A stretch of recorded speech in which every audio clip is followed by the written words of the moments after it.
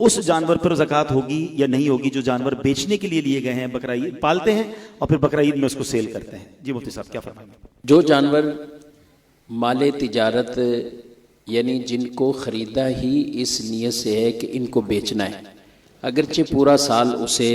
پال بھی رہے ہیں، سب کچھ اخراجات بھی کر رہے ہیں، تو جب آپ کا زکوٰۃ کا سال جس پر اتنی گفتگو ہو چکی ہے وہ جب مکمل ہوگا تو اس وقت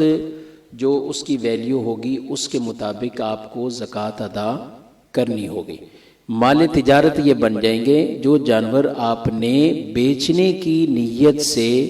آپ نے خریدے ہیں اور اس پر یہ نیت آپ کی باقی ہے، ظاہر ہے، اسی لیے تو آپ کو کیٹل فارم پورا چلا رہے ہیں، تو ان پر زکوٰۃ ہوگی۔ دودھ والے جو جانور یعنی جن کو دودھ کی نیت سے لیا، یا وہ جانور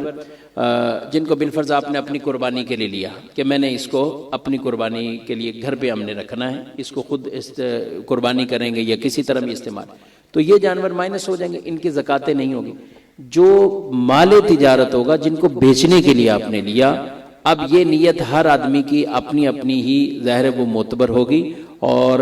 اس پر اس کو زکوٰۃ ادا کرنی۔ دودھ والے جو جانور ہیں تو جانوروں پر تو زکوٰۃ نہیں ہے، مگر اس کا جو دودھ کے ذریعے وہ کمائی کر رہے ہیں اور جو کچھ ان کے پاس جمع ہو رہا ہے، ظاہر ہے کہ دودھ والے صرف دودھ ہی تو نہیں، وہ پیسے جو کما رہے ہیں وہ اس سے کوئی اور پلاٹ بھی لیتے ہوں گے، فلیٹ بھی لیتے ہوں گے، تو جو مال تجارت یوں لے رہے ہیں، اسی طرح